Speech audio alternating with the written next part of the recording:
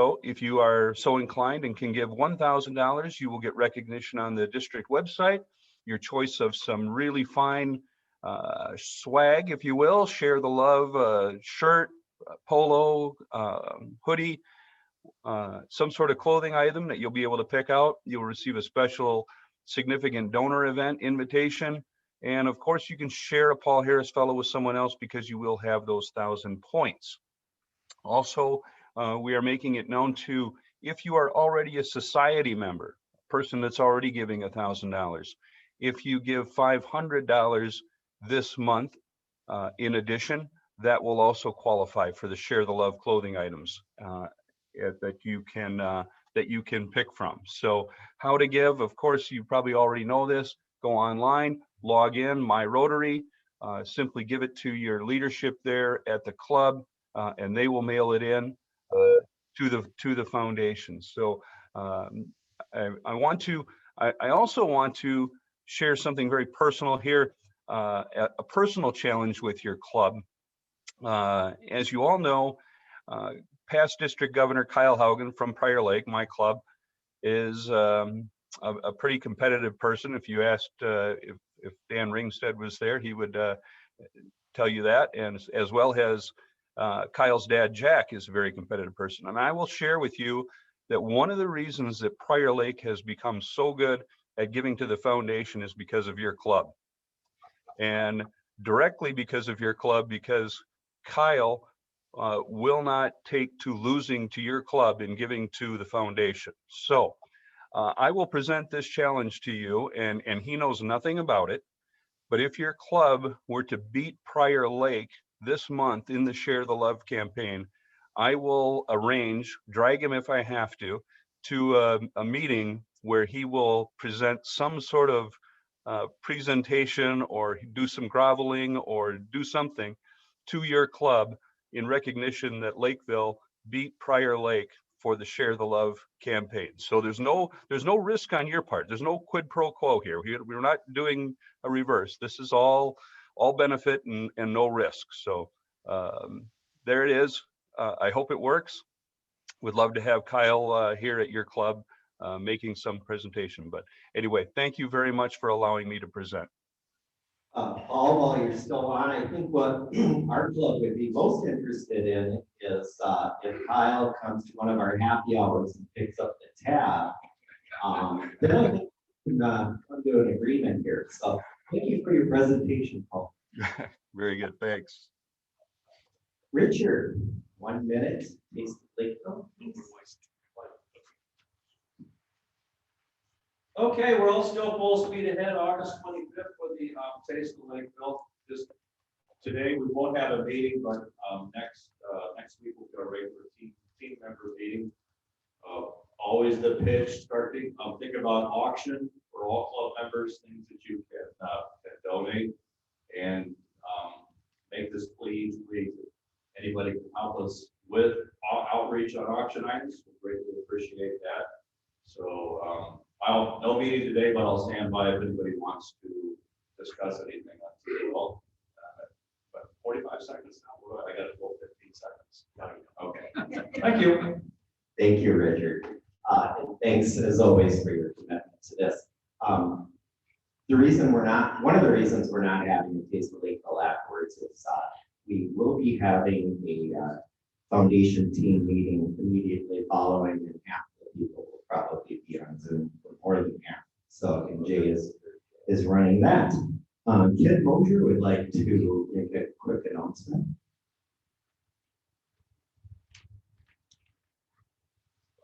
I don't know how quick it is. Where's the best place to do this? We're up here where everyone. Awesome. Don't sit down. Is this okay? Yep. Well, good morning, everybody. We all know that this has been kind of a crazy year, and that's kind of putting a soft spin. So there's been a lot of things that have happened in Rotary and outside of Rotary. And one of the things that did happen this year and is Rotary International always has, an annual convention. And one of the casualties of that was this year was the convention in Hawaii. And we were thinking about Steve and the loss that he had of not being able to do that. He's been doing a wonderful job this year. A lot of constraints. So would you please come forward? So we can't really replace Rotary International Convention. But this came from some very close friends of yours had a suggestion, and we thought this was something similar we could do. So one of the things we've done is there is this 3D adventure operation out by Mall of America called Fly Over America, and they are featuring in the spring Fly Hawaii. So you can go to this and you can experience Hawaii as if you were flying right over. So what we'd like to do is make a little bit of an effort to help you experience Hawaii. So what we have for you is a gift on behalf of the club for tickets for you and your wife or significant other to go to Fly Over Hawaii. And also a choice of your room at the Mall of America, the Radisson Blue or the Marriott, JW Marriott, and dinner for two. Wow. So in recognition of all that we did there.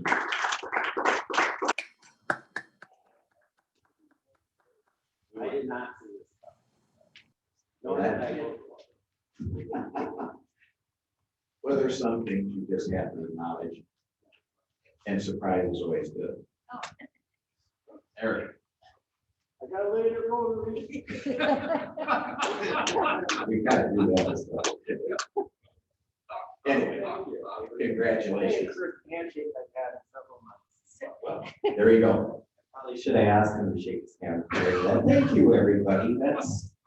That's awesome. So, yeah, lots of words, which usually doesn't happen to me. Now, for our presenter this morning, most of us know him as David Olson, Economic Development Director at the City of Lakeville. And David, I'm sure Amy Erkenbrack made you aware that we asked for a little icebreaker before our presenter starts in the way of telling a joke. So now I'm just putting him on the spot. That really wasn't happening. And please welcome David Olson to talk about the current economic development in the city of Lakeville. Thank you. Well, thanks, Steve. We'll get started here, and I'll apologize in advance to Mayor Anderson and Justin Miller, who have seen this presentation a couple times already, so they can hopefully maybe get a refill on their coffee. I'm going to do a share screen here, and hopefully after I get through with this, we'll leave enough time for questions to be answered. So again, as Steve said, I'm the Community Economic Development Director here at Lakeville. I've been doing this job for a while, and it's my privilege every year to present to the City Council and the Economic Development Commission the economic development highlights for the City of Lakeville for the previous year. And before I get started, I just want to make sure everybody can see the my PowerPoint on your screens, either at home or at brackets. Yep, we're good, Dave. Okay. Well, 2020 was not like any other year I've spent working in economic development, and that once we hit March, everything changed in terms of what we thought we would be doing in 2020 in terms of the city's economic development efforts. And obviously, we had to pivot very quickly to addressing all the issues that affected Lakeville, particularly the business community, as a result of COVID-19. So some of the city's initiatives that we got into and had to turn the dial up a little bit on were, we do a monthly business newsletter called Thrive. We ended up doing special editions of that newsletter every week during the busy times of COVID. We obviously worked very closely with our Chamber of Commerce and came up with ways to provide interactive business and restaurant maps, letting people know what was open and what type of service they were able to provide. City Council quickly approved different policies dealing with outdoor dining and outdoor retail operations. City Council also acted to reduce liquor license fees to assist restaurants that were operating under restrictions or at times completely closed, and provide relief on their annual liquor license fees. And again, worked with the chamber on and Steve's group and Ensemble Marketing on a consumer confidence campaign for businesses. And then we got into the business of doing 3 rounds of small business emergency grant programs. The city awarded over $1 million to Lakeville businesses and nonprofits through 3 different rounds of grant funding.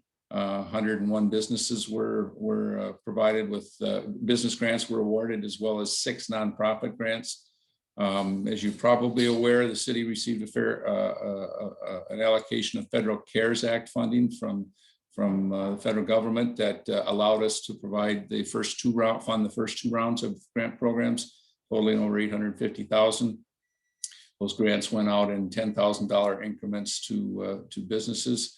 And then in the 3rd round, when there was a second closure of the restaurants, health clubs, and those types of businesses, City Council approved a 3rd round of grant funding that equated to $5,000 grants to certain businesses that were affected by the governor's executive order to close restaurants and fitness gyms and health clubs in November. And we did another 50 grants during that 3rd round. In total, again, the city awarded over $1 million in grants, and fortunately, we had partners at the other levels of government with Dakota County, awarded over $1.5 million to 113 Lakeville businesses. They operated very similar programs during the same time frame that the city was, and there were also state programs available to businesses as well. These are just some of the comments we got back. Obviously, it wasn't intended a $5,000 or $10,000 grant to make businesses whole for the year, but it was about trying to provide them with a bridge to when things picked up and got hopefully better, closer to normal. And these are some of the comments that we received from businesses that received grants in Lakeville. Transition now to a development activity, and this is where things didn't turn out quite as we expected once we started dealing with COVID issues in March last year. At the end of the year, December of 2020, by then the city had issued $440 million in new building permits. That broke the previous record by over $140 million, which was not something we were expecting to happen in the middle of a pandemic. And I'll get into the details previously, or here in a minute, but the previous record was $301 million, and that was set just in 2019, the year before. So Lakeville was fortunate in terms of a development activity that did not stop in 2020 as a result of the pandemic. When we break out the commercial industrial portion of that amount, that amount totaled $106 million of the 440. That too was an all-time record. There were a couple of big projects, and I'll talk about in a second, that made up a good chunk of that. But again, $106 million in commercial industrial permits during the 3/4 of the year, which we were dealing with the pandemic, was not something we were expecting. Every year we kind of highlight the new businesses that have either commenced a project in Lakeville or completed a commercial business, either expansion or new location. And some of the new businesses that came to Lakeville in 2020 included Amazon, and Hampton Inn opened their new hotel right before the start of the pandemic back in January of 2020. Children's in Minnesota, which we'll talk about a little bit here, now has a specialty center here in Lakeville near the Target in Timbercrest. And then a couple other projects that involve major expansions, including FedEx Freight down in the industrial park. 2020 was different in terms of how we worked with the chamber on ribbon cuttings and groundbreakings. Obviously, with restrictions as a result of COVID, those types of events didn't all happen the same way, but we were still able to celebrate both new projects as well as completion projects in a few cases, along with our partners at the Lakeville Area Chamber. Back to the commercial industrial for a second. If you haven't noticed and you haven't driven County Road 70, there's a very large project currently under construction right at the just west of Dodd Boulevard and County Road 70. That's the Amazon Fulfillment Center. That project alone, building permit for that was $45 million. That was by far the largest project of the year. We had a couple other bigger projects in the industrial park. Launch Park, which is a development over east of Cedar Avenue across from the airport, had their second building under construction, started and completed in 2020. It was 150,000 square foot warehouse distribution center that a company called Sweet Harvest Foods is now operating in 2/3 of that. FedEx is doubling the size of their facility in Lakeville on County Road 70 and Dodd. And then there's a few other smaller projects that you can see in the industrial park that took place. One of the more unique projects, if you've been by and been out to the Chart House or down at Klamath and County Road 5, Kingsley Shores recently completed a significant expansion. They had approval back in April of, or prior to that, actually fall of 19, started a project to expand and add another 55 units of senior living. Once they started construction, they came across an unknown, previously unknown dump site on the property that had to be addressed, and the city was able to work and secure the developers of Kingsley Place $495,000 in cleanup grants to offset some of the costs, not all the costs, of the dump site cleanup that was needed in order to facilitate their expansion plan. The school district was was very active in 2020 as well with their projects. There were 4 elementary school projects, 2 middle school projects that all told were over $46 million, and all involving expansions and additions to the elementary schools listed on the slide here, as well as a pool addition and a gym addition at McGuire and Century Middle Schools. This kind of just breaks out the valuation of building permits that were issued in 2020. Again, industrial being the largest sector, followed by schools, institutional uses, and then commercial retail. This does not include this is all non-residential. We'll get into the residential numbers here in just a second.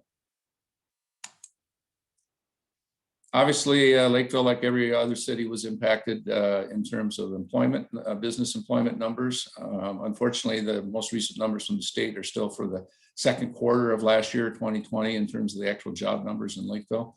And at the end of June last year, we had dropped about 1,800, almost 1,900 jobs from the previous year. Obviously, those were layoffs in large part due to the number of businesses that were impacted by the COVID pandemic. We hope to, and we'll hold third and fourth quarter numbers here in the next month or two, hopefully from the state. And I'm fairly confident that that decline in jobs that occurred mostly in the first and second quarter of 2020 have rebounded somewhat, but probably not back to where we were pre-COVID levels yet, but hopefully heading in that direction. This is a map that looks rather busy, but it's an indication of where in Lakeville all this development activity was taking place. The fuchsia colored are the residential permits that were issued to either single family homes, which comprise still the majority of residential new construction, along with townhomes, and then a few multifamily projects. The yellow represents all the commercial projects, some of which were very large, like the Amazon project. Others were remodeling of existing businesses or additions or renovations, and that was pretty prevalent during 2020, which was good. Obviously, even during the pandemic, where existing businesses were still investing in and making improvements to their facilities. And then the gray shows the new subdivision plats that were approved and the lots that were approved in 2020, and they total 381 lots that were created in 2020. Unemployment, while the total number of jobs took obviously a decline in 2020. This is a little bit more updated number, but from November of 2020, unemployment rate in Lakeville was 3.2%, which is significantly better than it was, or is lower and better than the Dakota County number of 3.7, state of Minnesota, and the United States as a whole. this is where we saw, really the continued growth that, at a level that, at least during the pandemic was kind of somewhat unexpected. But the city issued 824 residential permits in 2020. A permit is issued for every single family home, every townhome unit, and every apartment building. When you break it out, and it shows the previous years, we were in the low 600s to mid 500s in the last 3 years. So it was up significantly. The number of single family home permits, which is the lion's share, was at 639 in 2020. And that compared to 521 in the year prior, and numbers in the mid 400s in 2018 and 2017. How Lakeville compares to, again, number of permits versus the other cities in the Twin Cities. Lakeville, for the, I believe it was the 8th year in a row, had the highest number of residential permits in the Twin Cities. This shows where other cities compared, and it was significantly higher than the other cities of Otsego, Woodbury, Cottage Grove, and Plymouth.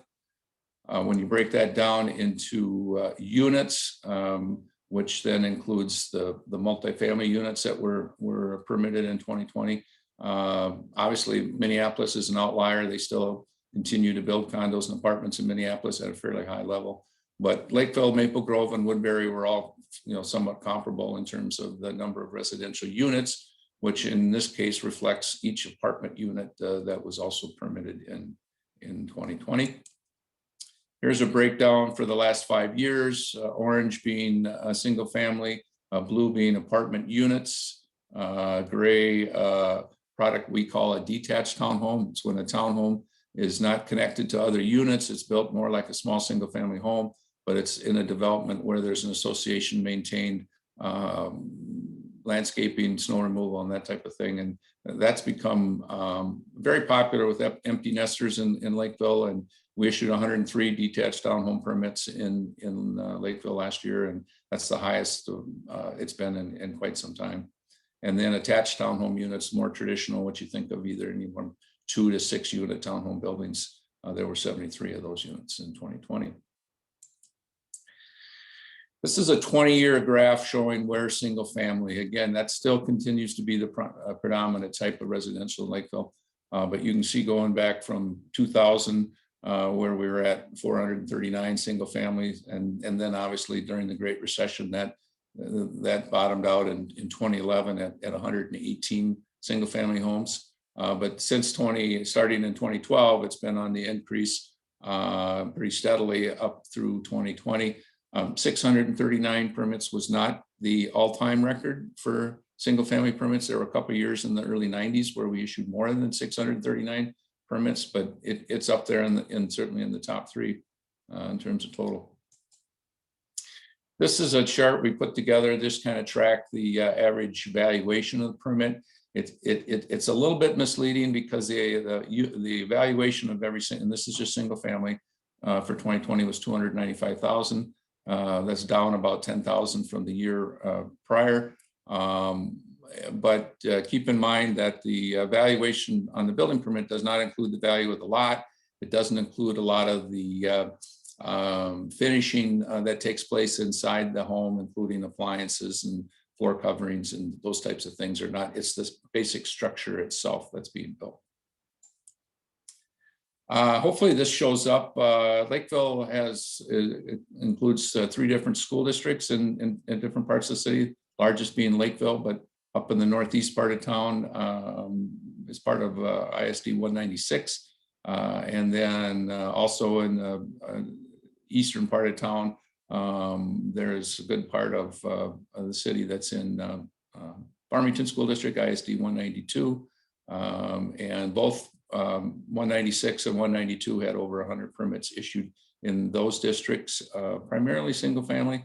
And then the bulk of the permits, over 560 of them were issued in Lakeville School District. We continue to market Lakeville. Obviously, some of our events and things that we're able to do during the pandemic were a little bit different. The mayor participated in, and unfortunately, we were able to have a manufacturers appreciation event in October, which we do every year. It was scaled back a little bit this year, but we still brought in several Lakeville businesses and shared with people in attendance how the businesses did, and surprisingly, and there are a number of businesses that have and continue to really struggle, but there have been other businesses that have, based on the type of business that they're in, have still done well and had in some cases record years in 2020, depending on their industry. A couple new things, and then I'll wrap up and be available for questions. If you drive down Cedar Avenue and go south of town down towards Northfield, you'll see some activity at the Air Lake Airport. For the first time in about 20 years, Metropolitan Airports Commission is leasing out new hangar sites. The city council a couple of years ago approved the annexation of a part of the airport, the majority of the airport that used to be in Eureka Township. It's now in the city of Lakeville and can be served with sewer and water. And so on the south side of the runway at Air Lake, you can start to see new hangars being constructed for the first time in over 20 years. And the reason being that the MAC didn't want to build hangars unless they could provide sewer and water service to those hangars, which they now can. And as a result, the 21 hangar sites that have been approved and ready for lease, they've have commitments for 12 of those already, and with 9 remaining. And then there's another phase that they will hopefully make available in the next few years. But airport's a factor that makes you like a particular area industrial park and a business community unique in Lakeville, and that we do have a reliever airport that can be used by businesses. Also, it's obviously a lot of private aviation that takes place out there as well. And then a couple of projects that are fairly unique and ones that we worked on for several months in 2020. Children's of Minnesota opened a new location just in January, I believe. It was under construction during the second half of 2020, but they went in the old Park Nicollet space that used to be over by Target. Park Nicollet moved down the street and obviously built their new standalone clinic building at 185th and Kenwood. Children's came in and leased the former Park Nicollet space and renovated it into a specialty center that they operate now. But the bigger news, in my opinion, is that they also in 2020 acquired a 10-acre site between next to Target and the former Best Buy for future development in Lakeville. They've identified Lakeville as where they want to continue to expand and build additional facilities for their system, and did so, committed to doing so by buying that and closing on the purchase of that 10-acre site up near Target last year. The other project that we worked on for a while is a new Summit Orthopedics medical office clinic building that will be under construction this spring.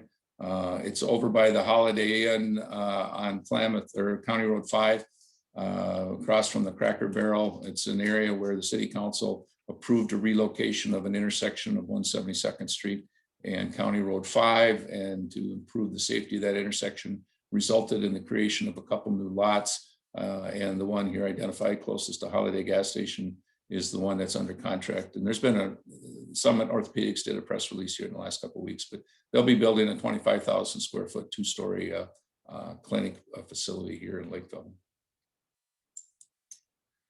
Coming in 2021, obviously, if you've been down in the industrial park last year, summer and fall, you saw the construction activity on County Road 70.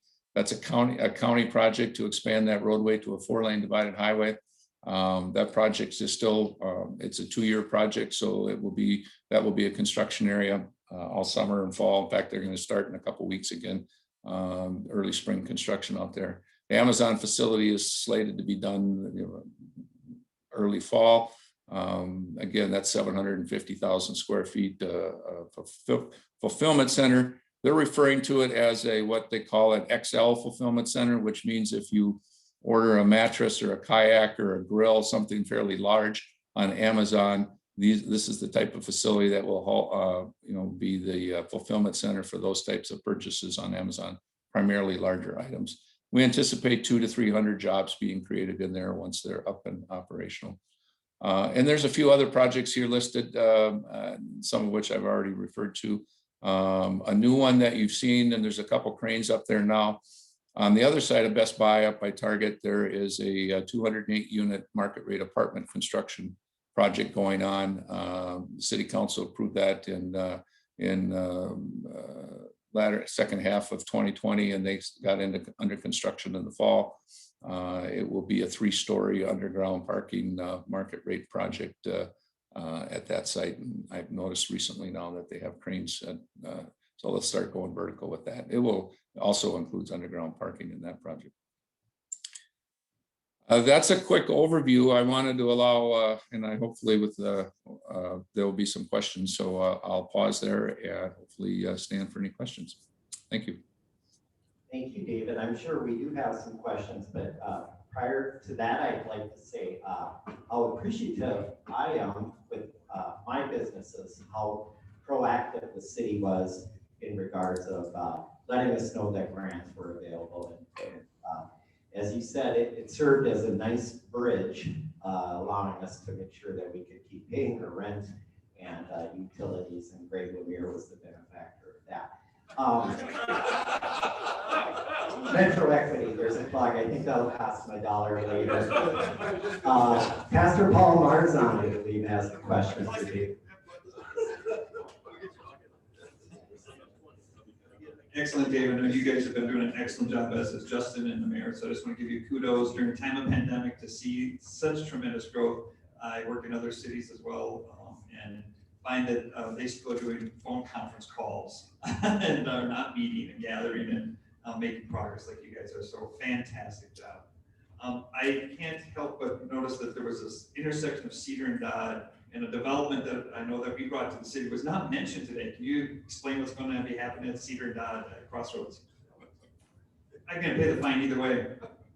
Sure. No, I think the project you're referring to is the Springs at Lakeville. It is another market rate townhome project that's, I would say, probably 3/4 completed. I believe it was approximately 240 units of rental townhomes on the about a 15-acre site that was right at the intersection of Cedar and Dodd. It's one of those sites that really has high visibility, but because of the county's restrictions to access on Cedar and Dodd, it didn't really work as a commercial site because they couldn't secure approval of an access from the county to either of those because of its proximity being right on the intersection. So that project has turned out well. I believe it fits in. There are townhomes across the street, and this developer that was at the Planning Commission last week and EDC before that, and they'll be at the council here in a couple of weeks. They're actually looking at a second project out by Lakeville Theaters and Walmart to do a similar type project. Dave, I think you might be talking about the Foursquare, the Pillars apartment next to Crossroads Church. Oh, I'm sorry. Yes. Oh, well, that's another project that, yes, a little bit behind the Crossroads Shopping Center. And yes, that is a senior living facility that'd be partnered and connected with a Foursquare project, preschool project, both of which are Foursquare is currently leasing space in Crossroads Church, and so I apologize for confusing that one with another project. But yes, the senior living facility there, I believe, is approximately, and I didn't work personally on that project, but I believe it's right around 90 units of senior assisted memory care and independent housing that will kind of finish out the mixed use area of the Crossroads development that I know Pastor Paul's been involved with since the beginning. But yeah, that's going to be another nice addition. And the fact that the existing school and the preschool and the church and the senior living are all going to be interconnected is kind of a really good feature. And in any event, both new apartments are walking distance to Crossroads Church. Todd Air has a question. Dave, good morning. Morning. I mentioned that Amazon's going to bring in probably 200 or 300 new jobs. All in with the development that's going on in the city, what do you expect for total job creation?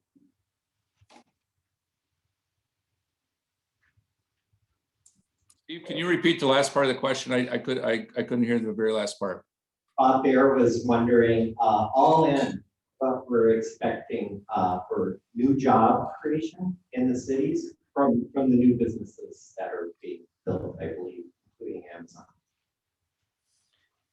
Well,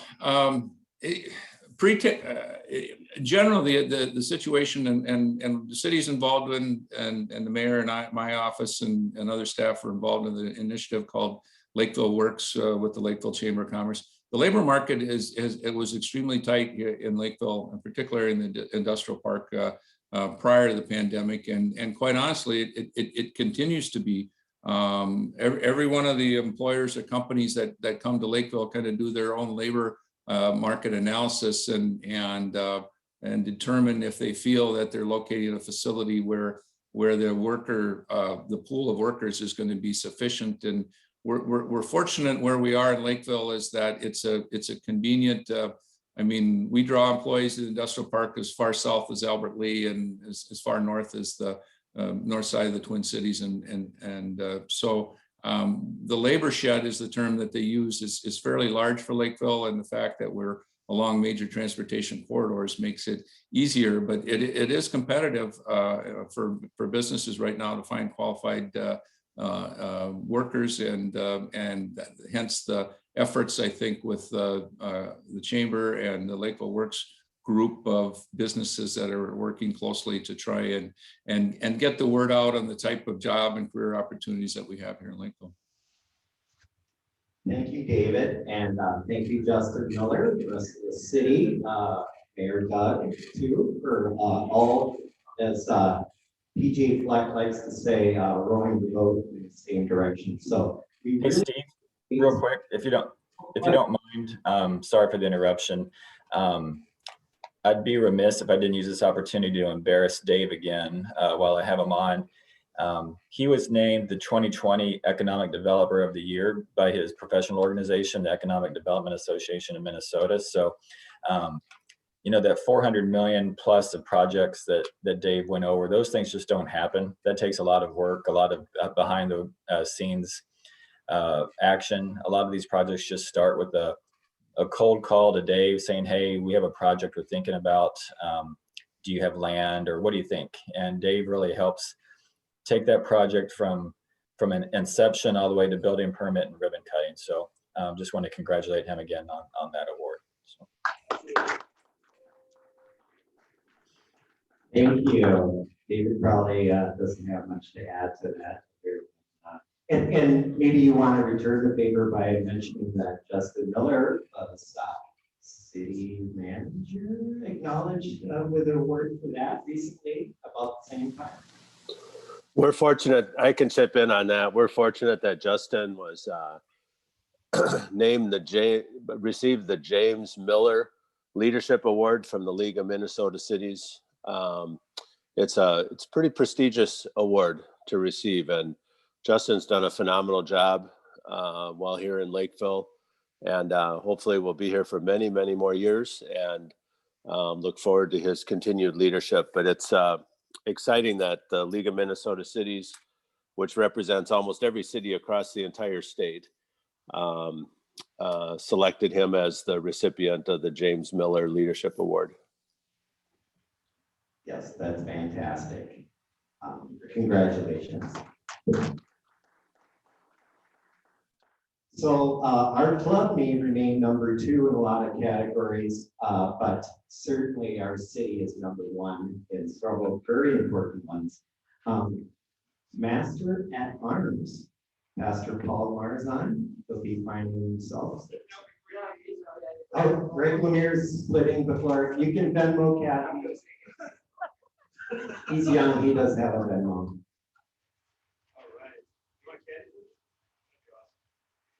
Is Tom on Zoom up there somewhere? We need to have a little theological conversation. Is Tom there? Where do I look at him in this camera here? I'm here. I was just muted. Sorry. So I just want to know your expertise around scripture. You quoted, I believe, Psalm 118, verse 24. Is that correct? That's correct. This is the day that the Lord has made. Let us rejoice and be glad in it. That's correct. That's from the King James Version. You can also quote it in NIV. Like, I think you read it in a different translation. I'm sorry about that. Do you understand the theological context of Psalm 118? Is there anyone ever explain that to you? Because you misrepresented tremendously today. You know, I'm sorry, but your voice is distorted and I didn't understand. I said, I think you misrepresented Psalm 118. I heard it every morning of my life from my father when he would wake me up at 5 in the morning and tell me it's time to get up and do chores. He would walk into my bedroom singing some song I don't want to remember. And then he'd say, oh, guess what? This is the day that the Lord has made. Let us rejoice and be glad in it. The sheep and the cattle are waiting for you. Go out and feed them. And I would be, thank you, Dad, love you. And then I would get out of bed and do my chores. So as I got older, I looked up that verse and I thought my dad was perhaps misquoting it. He was. Do you know the theological concept for Psalm 118, verse 24? You know, not right offhand. I'm afraid I don't. Well, it's a messianic, eschatological, future premonition of an event that's about to come. It has nothing to do with King David, other than King David wrote it. It has to do with what we celebrate today as Palm Sunday. And he was predicting that there would be a day in the future, the day when Jesus would ride into Jerusalem. And that's what that psalm is about. It has nothing to do with you having a good day or me having a good day. It has to do with Jesus having a good day when he rode into Jerusalem. So pay about it. Yes, but I think if we rejoice every day in the day, life is better for us. That it is, but you still misquote scripture. So I'm just going to remind you about the word. So my dad did it all his life, and I couldn't do anything about it after he died. So now I just have to find him every day. So, but anyway, we're going to do some discussion because when you brought that up, you talked about gratitude, and that is actually, if you have your Rotary magazine, they talk about that as one of the pathways to resiliency, is to be having gratitude. But in the article, there's quite a few other pathways to resiliency. And in this age of COVID and pandemic, and with cat cartoons or whatever we're doing there, I want to see how well you read your Rotary magazine, because it's always important to stay abreast of current issues. There's a lot of good ones in here, by the way. You can see it about what's being done in Africa, what's being eradicated from polio. But I thought this one would be applicable, was to talk about the pathway to resiliency. So this table right here, can you name one of the 4 pathways to resiliency that are in your Rotary magazine that I'm sure you read from cover to cover? 4 pathways. Gratitude. Gratitude is not one of them. but Tom had a good one on that one. You're all going to pay your bucks? Okay. Well, I'm going to give you one of the pathways, because I don't want to give all the way right away. One of the pathways is sleeping. I figured that would be a good, easy one that you guys could pick up on. That sleep is one of the ways, I'll read from the article here. That sleeping is one of the ways that we overcome trauma. In sleep, we have the ability to enter a state where mobility and immobility that is pleasurable. And we're capable of another state which combines the parts of the nervous system that promote mobilization with the parts that promote immobilization. It is seemingly a paradoxical state, and it allows us to readjust. So that's kind of anything else. So sleep is one of the ways, if you're really stressing, dealing with trauma, get more rest. Really basic, right? All right. This table over here isn't sleeping. So what is another pathway to resiliency? We have bankers here. You must have seen people coming in stressed a little bit during this COVID time, right? How were they people coping that you saw? I don't know what you guys, but I just stopped reading the article right after sleeping. Mindfulness. Mindfulness. No, is that your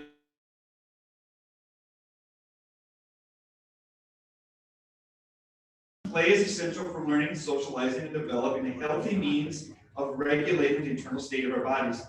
You do not have to teach a baby to play, to have fun, do you? The skill emerges naturally, as a research team by Jeffrey Berghoff, a professor at biomedical engineering at Northwestern University, showed that animals, when they were stressed, then allowed to engage in rough and tumble play. Think of the beaver. They work hard, they get their damage, they're stressing, and then what do? They go sliding all the rest of the day. So if you're stressed, think beaver, okay? All right, let's move on. I'm just quoting Rotary magazine. All right. Do you think there's another pathway to resilience? We talked about sleep, we talked about play, there's 2 left. Nutrition would be a great one, but it's not the one the article talked about. they talk about one called freezing. Now, we should in Minnesota be doing well with this one, right? It's what's the temperature right now? -11 when we got up there, right? So Minnesota should be great with the freezing one, right? It says freezing, while natural for reptiles, can be dangerous as well.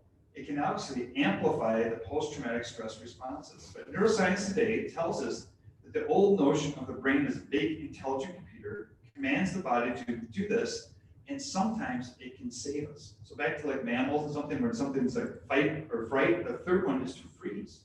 And sometimes freezing allows us to be resilient. So freezing is one of the methods on the pathway to resiliency. You pay your buck.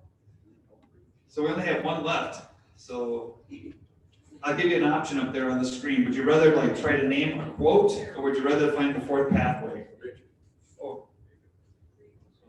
Who would like to represent the board? Jim, Christian, what do you think? Would you rather try to name Let's go for the quote.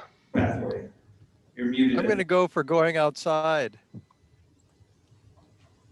I think it's exercise. Christian, Can he hear you? can you hear me, Jim? Yep, I can hear you. I think we can't hear you, so we're gonna work on that. There we go, now we can hear you. There, is that good? So would you rather try to name a quote of resiliency, or would you rather like to name the fourth pathway to resiliency? Quote. Okay, well, I'll give you the fourth pathway then. And the fourth pathway is called the seeking circuit. And the seeking circuit is to find something you can do that allows you to move forward in your trauma. So, for example, the woman here, she talked about her knitting. She said the seeking circuit is the antidote, because many times when we go through trauma, we can go through, as Tom mentioned, his father, rage. And that's very common. In my counseling time, there's many times where there's abuse or rage or depression. And one of the most helpful things is to find a seeking circuit in counseling. So here's what they say. Humans are good at finding ways to activate the seeking circuit. Almost any activity that imitates some features, now think about this, of repetitive motion. They mentioned, like back to the beaver, they talk about the cat and how it stalks, and how a lion or a tiger is able to get its prey is they don't get into a time of rage. They methodically go after their prey. So it's almost always physical in some sense. So if you're really stressed, you do something physical that moves you. This one woman who's not in the article, said that she found that knitting was one of her antidotes. And at the beginning of her grief, she would sometimes knit for 8 hours at a stretch. The key to resilience is the fact that trauma is a way to find and activate the seeking circuit and silence the rage circuit. So if you're struggling with rage, if you're struggling with that sense of wanting to lash out at others, find something physical to do in what's called the seeking circuit. So there you go. That's your resiliency lesson for the day from Rotary. And I'm going to give you a quote. Let's see here. This is a quote I'll just give you. There's actually not a person who gave it. There's no name to it, but it says, "The oak fought the wind and was broken. The willow bent its boughs and survived." Something to think about. But here's another quote. "Don't judge me by my success. Judge me by how many times I fell down and got back up." Who said that? Don't judge me by my success.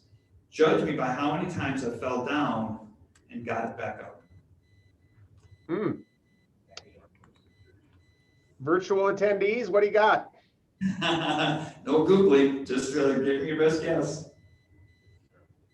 About Benjamin Franklin. Benjamin Franklin would be good. It is a world leader, but and he has passed away, but it's not Benjamin Franklin. It is Nelson Mandela. Ah. Think of all the times he was thrown into prison, knocked down, but he never gave up. I'll give you one that's a freebie. What do you think Michelle Obama said about resiliency? Any guesses? Famous quote, one that she uses frequently on her talk shows. Like when she does like the View and the circuits and all that kind of stuff. But she says it in a very profound. It's just that grief and resiliency go together. And she talked about her own personal grief in her life and in the life of others. Is Clint there today? Oh, yes. Clint, I got one for you. See if you can tell me this one. This is for you as a quote, see if you know who said it, famous sailor.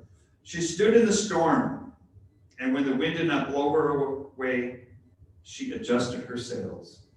She stood in the storm, and when the wind did not blow her away, she adjusted her sails.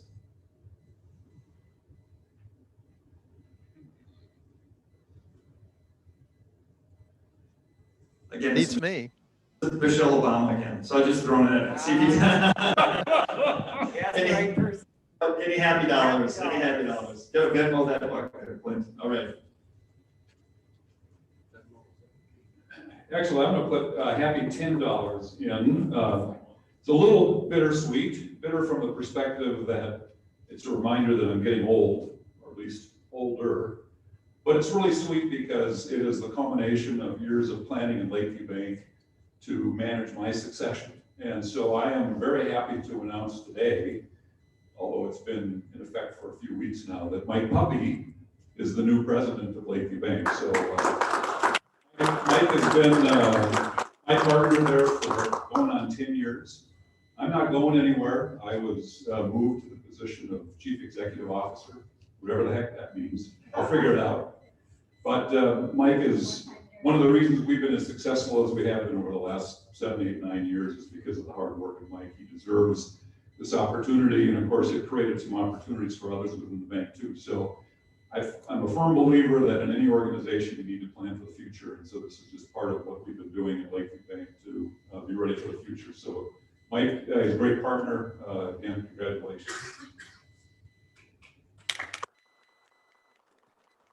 Other happy dollars. More time in Arizona. Any happy dollars back here? There we go. Well, congratulations, Tom. Congratulations, Mike. Look forward to seeing more of you here. I am happy today because there's some real perseverance over the weekend planning. I was able to get my first vaccine. So, and been a survivor of COVID, I'm very happy. Any other happy dollars? Any happy dollars on screen? Clint, did you have any happy dollars or? Oh, sure. I've got a cousin down in Indiana and a friend out in Washington State in Seattle. I've been writing letters to them because they'd had hardships this past year. And so I send to them what I call mundane news. It's really about nothing every day. And and recently, of course, I've been writing about the temperature and different factors that it influences and how when you go outside, your feet squeak. Interesting. That's going to definitely cost you a buck. I don't know if there's $1. Is my daughter Rachel up there somewhere? She's gone. Oh, she left. I've got one. Right, Dave. We just learned from our middle child that we are going to be expanding our number of grandchildren from 6 to 7. And so we're going to add another Bellows boy to the clan. So we're all very happy about that.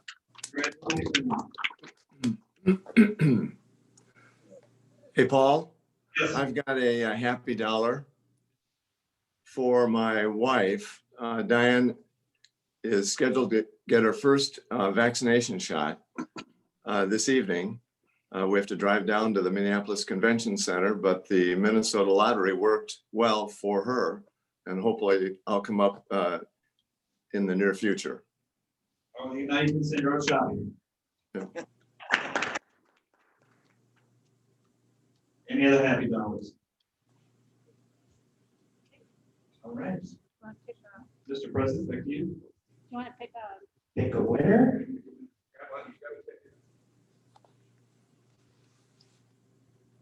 And the last 3 numbers are.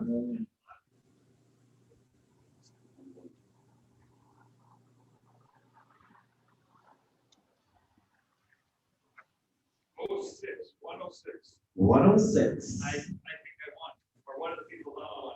All right, we do have a winner.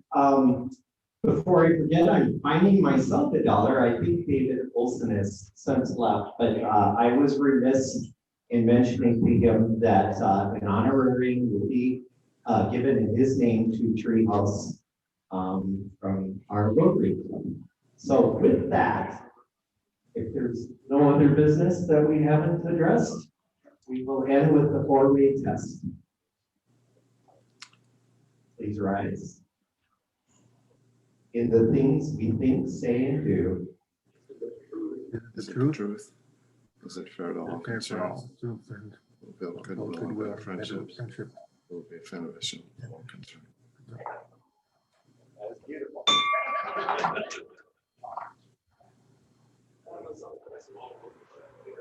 Mike, welcome to the club.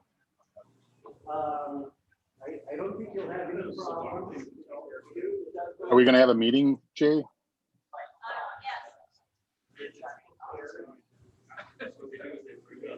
You're gonna have to come up here. You can pull your chair. I'll just stand. Okay.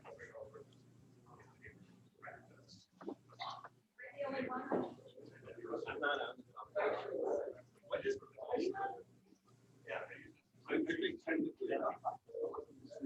I don't usually. So you're welcome to bring a chair up. Otherwise, I don't think we have to.